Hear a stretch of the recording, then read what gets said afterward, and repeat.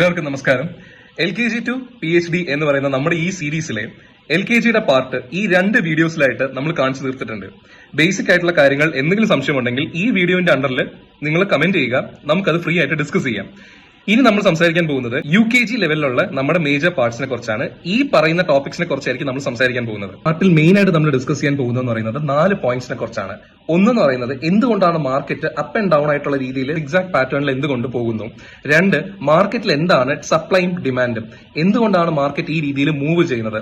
ഇതിന്റെ അകത്ത് എന്താണ് ഒരു ട്രെൻഡ് എന്ന് പറയുന്നത്, അല്ലെങ്കിൽ ട്രെൻഡിനെ നമുക്ക് എങ്ങനെ മനസ്സിലാക്കാൻ പറ്റും ഒരു കറന്റ് മാർക്കറ്റ് സിറ്റുവേഷൻ അനലൈസ് ചെയ്യുമ്പോൾ.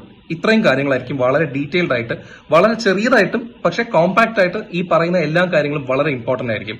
ഇതേപോലത്തെ തന്നെ ടോപ്പിക്സ് ഇനിയുമുള്ള ഡിസ്കഷൻസിൽ വരുന്നത് മിസ് ചെയ്യാതിരിക്കുക. പെട്ടെന്ന് തന്നെ സബ്സ്ക്രൈബ് ചെയ്യുക. എന്നിട്ട് സംശയം തോന്നുന്നത് എന്തോ ആയിക്കോട്ടെ, അത് കൃത്യമായി നിങ്ങൾ കമന്റ് ചെയ്താൽ നമുക്ക് അതിനെ കുറിച്ച് ഡിസ്കസ് ചെയ്യുന്നതായിരിക്കും. കൃത്യമായിട്ട് സപ്ലൈ ഡിമാൻഡ് എന്താണെന്ന് മനസ്സിലാക്കാതെ മാർക്കറ്റിൽ നിങ്ങളുടെ കഷ്ടപ്പെട്ടുണ്ടാക്കിയ കാശ് എറിയുകയാണെന്നുണ്ടെന്നുണ്ടെങ്കിൽ വെറും ഗാംബ്ലിംഗ് ആണ് എന്നുള്ളത് മനസ്സിലാക്കുക. അതുകൊണ്ട് ഈ ഒരു ടോപ്പിക് വളരെ കൃത്യമായി നിങ്ങൾ കേൾക്കുക. ഞാൻ വളരെ ചെറിയൊരു എക്സാമ്പിൾ ഞാൻ പറഞ്ഞു തുടങ്ങാം. സപ്ലൈയും ഡിമാൻഡും ആണ് നമ്മുടെ ബേസിക് ടോപ്പിക്. ഒരു ഐഫോൺ നമ്മൾ എടുക്കുകയാണെന്നുണ്ടെങ്കിൽ അതിന്റെ ഡിമാൻഡ് ഒരുപാടുള്ളത് കൊണ്ടാണ് അത് സപ്ലൈ ചെയ്യുന്ന ആൾക്കാർ അതിന്റെ പ്രൈസ് കൂട്ടി വെക്കുന്നത്. എന്ന് വെച്ചാൽ 1 ലക്ഷം രൂപ കൊടുത്ത ഫോൺ വാങ്ങിക്കാനും ആൾക്കാർ തയ്യാറായത് കൊണ്ടാണ്, ആ ഫോണിന് ഡിമാൻഡ് ഉള്ളത് കൊണ്ടാണ് അവർ പറയുന്ന കാശിന് നമ്മളത് വാങ്ങിക്കുന്നത്. ഡിമാൻഡ് ഇല്ലാത്തൊരു ഫോണാണ് എന്നുണ്ടെന്നുണ്ടെങ്കിൽ അതിന്റെ കാശ് ഇത്രയും പോവില്ല.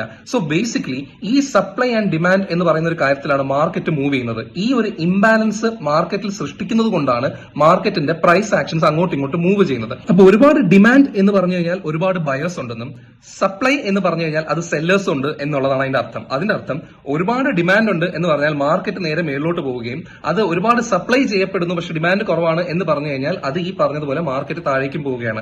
എല്ലാം നമ്മുടെ റിയൽ ലൈഫ് സിനാരിയോസ് ആയിട്ട് കണക്ട് ചെയ്ത് കഴിഞ്ഞാൽ വളരെ എളുപ്പമാണ് മാർക്കറ്റ് പഠിക്കാൻ. ഡിമാൻഡ് സോണും സപ്ലൈ സോണും ഉണ്ട്. ഡിമാൻഡ് സോൺ എന്ന് പറഞ്ഞു കഴിഞ്ഞാൽ അവിടെ ബയേഴ്സ് വളരെ സ്ട്രോങ് ആയി എൻട്രി ചെയ്യുന്ന ഒരു സ്ഥലമായിരിക്കും ഡിമാൻഡ് സോൺ എന്ന് പറയുന്നത്. നേരെ മറിച്ച് സപ്ലൈ സോൺ എന്ന് പറഞ്ഞാൽ ആ ഭാഗത്തുനിന്ന് വളരെ പെട്ടെന്ന് മാർക്കറ്റ് വീഴാനുള്ള ഒരു സാധ്യത, അല്ലെങ്കിൽ മാർക്കറ്റ് താഴേക്ക് പോകാനുള്ള ഒരു സാധ്യത ഉണ്ട് എന്നുള്ളത് മനസ്സിലാക്കുക. ഈ പ്രൈസ് റാൻഡം ആയിട്ടല്ല അങ്ങോട്ടും ഇങ്ങോട്ടും മൂവ് ചെയ്യുന്നത്. ഈ പറയുന്ന സപ്ലൈ ഡിമാൻഡുകൾ വെക്കുന്നത് കൊണ്ടാണ് മാർക്കറ്റിന്റെ മൂവ്മെന്റ് നിങ്ങൾ കാണപ്പെടുന്നത്. അപ്പൊ എന്തുകൊണ്ടായിരിക്കും പ്രൈസ് താഴേക്കും പോകുന്നതും മേളിലേക്കും പോകുന്നത്? ബേസിക്കലി ഇത്രയേ ഉള്ളൂ. ബയേഴ്സും സെല്ലേഴ്സും തമ്മിലുള്ള ഈ കോമ്പറ്റീഷനിൽ ബയേഴ്സ് ഒരുപാട് കൂടുകയാണെന്നുണ്ടെങ്കിൽ മാർക്കറ്റ് മേളിലേക്ക് പോകും. വിച്ച് മീൻസ് മാർക്കറ്റിൽ ഡിമാൻഡ് കൂടുതലായിരിക്കും. അതിനനുസരിച്ച് മാർക്കറ്റ് ബുള്ളിഷ് ആയിട്ട് മൂവ് ചെയ്യാൻ തുടങ്ങും. ഇതിന്റെ നേരെ ഓപ്പോസിറ്റ് തന്നെയാണ്. സെല്ലേഴ്സ് ഒരുപാട് കൂടുതലാണ് എന്നുണ്ടെന്നുണ്ടെങ്കിൽ മാർക്കറ്റ് തിരിച്ച് താഴേക്ക് പോകും. അപ്പം ആരാണ് ഈ ബൈയും സെല്ലും എന്നൊക്കെ പറയുന്നത്? നമ്മളൊക്കെയാണോ? അല്ല. ഒരുപാട് കാശിട്ട്, കോടിക്കണക്കിന് കാശിട്ട് മാർക്കറ്റിൽ ബൈ ചെയ്യുന്നതും സെല്ല് ചെയ്യുന്നതുമാണ് ഇൻസ്റ്റിറ്റ്യൂഷൻസ് പോലത്തെ വലിയ വലിയ കമ്പനീസുകൾ ഇതിന്റെ അകത്ത് ഇൻവെസ്റ്റ് ചെയ്യുകയാകുമ്പോഴാണ് ഈ പറയുന്ന സപ്ലൈ ആൻഡ് ഡിമാൻഡ് എന്ന് പറയുന്ന കാര്യങ്ങൾ വരുന്നത്. അപ്പൊ ഒരു സ്ട്രോങ് ആയിട്ട് മേളിലേക്ക് മാർക്കറ്റ് മൂവ് ചെയ്യുകയാണെന്നുണ്ടെങ്കിൽ ഒരു വലിയൊരു ഇൻസ്റ്റിറ്റ്യൂഷൻ അവിടെ ബൈ ചെയ്തിട്ടുണ്ടെന്നുള്ളത് മനസ്സിലാക്കുക. സ്ട്രോങ് ആയിട്ട് താഴേക്ക് വരികയാണെന്നുണ്ടെങ്കിൽ വലിയൊരു ഇൻസ്റ്റിറ്റ്യൂഷൻ അവിടെ സെല്ല് ചെയ്യുകയാണെന്നുള്ളത് മനസ്സിലാക്കാം. ഈ പറയുന്ന മൂവ്മെന്റിന്റെ ഉള്ളിൽ നമ്മൾ കയറി സ്കാൽപ്പ് ചെയ്യുകയോ അല്ലെങ്കിൽ നമ്മൾ അവിടെ കയറി അവരുടെ ഒപ്പം വാങ്ങിച്ചും ഒപ്പം വിൽക്കുകയും ചെയ്യുന്ന ഒരു രീതിയിൽ നമ്മൾ ചെയ്യുമ്പോഴാണ് നമുക്കിവിടെ ലാഭം ഉണ്ടാവുന്നത്. എന്ന് വെച്ചാൽ വലിയ വലിയ ഷാർക്കുകൾ അറ്റാക്ക് ചെയ്ത് അതിൽ നിന്ന് കിട്ടുന്ന ചെറിയൊരു ഭാഗമാണ് നമുക്ക് പ്രോഫിറ്റ് എന്നുള്ള രീതിയിൽ റീറ്റെയിലേഴ്സിന് കിട്ടുന്നത്. ഈ പറഞ്ഞതെല്ലാം ട്രെൻഡിനെ കുറിച്ച് സംസാരിക്കാൻ വേണ്ടിയാണ്.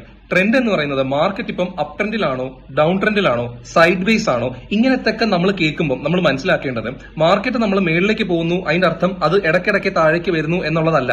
മാർക്കറ്റ് അങ്ങനെ ജനറലി മേളിലേക്ക് പോകുമ്പോൾ നമ്മളെല്ലാം ഹയർ ഹൈസ് ഹയർ ലോസ് എന്നൊക്കെ പറയുന്നത് പോലെ അതിനെ കുറിച്ചൊക്കെ കൂടുതൽ പറഞ്ഞു തരാം. പക്ഷേ ബേസിക്കലി ട്രെൻഡ് എന്താ എന്നുള്ളത് നമ്മൾ മനസ്സിലാക്കി കഴിഞ്ഞാൽ ആ ട്രെൻഡിനനുസരിച്ച് വേണം നമ്മൾ എപ്പോഴും ട്രേഡ് ചെയ്യാൻ.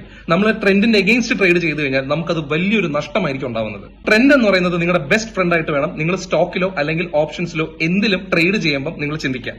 ഇനി ഞാൻ പറയുന്നത് വളരെ ശ്രദ്ധിച്ച് കേൾക്കുക. ഈ പറയുന്ന ട്രെൻഡുകൾ വെച്ചിട്ട് എങ്ങനെയാണ് കറക്റ്റ് ആയിട്ട് ബൈ ഓർ സെൽ ചെയ്യുന്നത് എന്നുള്ളത് ഇങ്ങനെയാണ്. നിങ്ങൾ അപ് ട്രെൻഡ് ആണ് എന്നുണ്ടെന്നുണ്ടെങ്കിൽ നിങ്ങൾ ഹയർ ഹൈസ് അല്ലെങ്കിൽ ഹയർ ലോസ് എന്ന് പറഞ്ഞു കഴിഞ്ഞാൽ മാർക്കറ്റ് പൊങ്ങിയതിനു ശേഷം അതിന്റെ റെസിസ്റ്റൻസ് പോയിന്റ് തട്ടി തിരിച്ച് താഴെ അതിന്റെ സപ്പോർട്ട് ലെവലിൽ എത്തുന്നതിന്റെ മുമ്പേ തന്നെ മാർക്കറ്റ് അതിനേക്കാളും അടുത്ത ഒരു ഹൈയിലേക്ക് കയറും. അപ്പം റെസിസ്റ്റൻസുകൾ പൊട്ടിച്ച് കയറുകയാണെന്നുണ്ടെന്നുണ്ടെങ്കിൽ അത് ഹയർ ഹൈസ് ആണ്. അതുപോലെ തന്നെ താഴത്തെ സപ്പോർട്ട് ലെവൽസുകളും പൊട്ടിച്ച് മേളിലേക്ക് കയറുകയാണെന്നുണ്ടെങ്കിൽ അത് ഹയർ ഹൈസും ഹയർ ലോസുമായിട്ട് കാണപ്പെടുന്നു. ഈ കാണപ്പെടുന്ന സംഭവമാണ് ആക്ച്വലി മാർക്കറ്റ് അപ് ട്രെൻഡിങ് ആണ്, അല്ലെങ്കിൽ മാർക്കറ്റ് അപ്പോൾ ഒരു ബൈ ഓപ്പർച്യൂണിറ്റിയിലാണ് എന്നുള്ളത് മനസ്സിലാക്കുക. അവിടെ നിങ്ങൾ കോൾ സൈഡ് വേണം എടുക്കാൻ. ഇതേപോലെ തന്നെ ഡൗൺ ട്രെൻഡ് ആണ് എന്നുള്ളത് മനസ്സിലാക്കുന്നത് lower high and lower loss എന്നുള്ളതാണ്.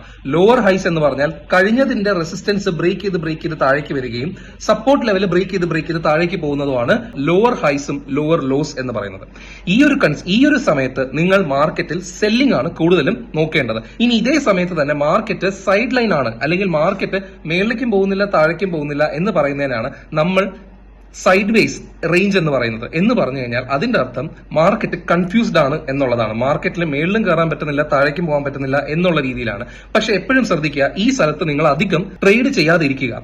പക്ഷേ ഈ ഒരു സ്ഥലം നിങ്ങൾ നോക്കി വെച്ചിരുന്നാൽ ഈ ഒരു പോർഷൻ കഴിഞ്ഞതിന് ശേഷം ഒരു ബ്രേക്ക് ഔട്ടോ അല്ലെങ്കിൽ ഒരു ബ്രേക്ക് ഡൗണോ വരാനുള്ള സാധ്യതകൾ കൂടും. അപ്പം ഈ സമയത്ത് മാർക്കറ്റിനെ നന്നായി ഒബ്സർവ് ചെയ്യുക. സോ ഈ ഒരു ഡിസ്കഷൻ ഇവിടെ നിൽക്കുകയാണ്. നിങ്ങളുടെ ക്വിക്ക് പോയിന്റ്സ് ഈ കാണുന്നതാണ് എന്നുള്ളത് നിങ്ങൾ എഴുതിയെടുത്തോളൂ. അടുത്ത ക്ലാസ്സിൽ ഇതിന്റെ കണ്ടിന്യൂഷൻ ആയിട്ട് ബാക്കി കാര്യങ്ങൾ പറയുന്നതായിരിക്കും. ഫോളോ ചെയ്യുക, സബ്സ്ക്രൈബ് ചെയ്യുക, നിങ്ങളുടെ സംശയങ്ങൾ നേരെ താഴേക്ക് കമന്റ് ചെയ്യുക. നമുക്കത് എല്ലാം ഡീറ്റെയിൽ ആയിട്ട് ഡിസ്കസ് ചെയ്യാം. Thank you. അടുത്ത വീഡിയോ കാണാം.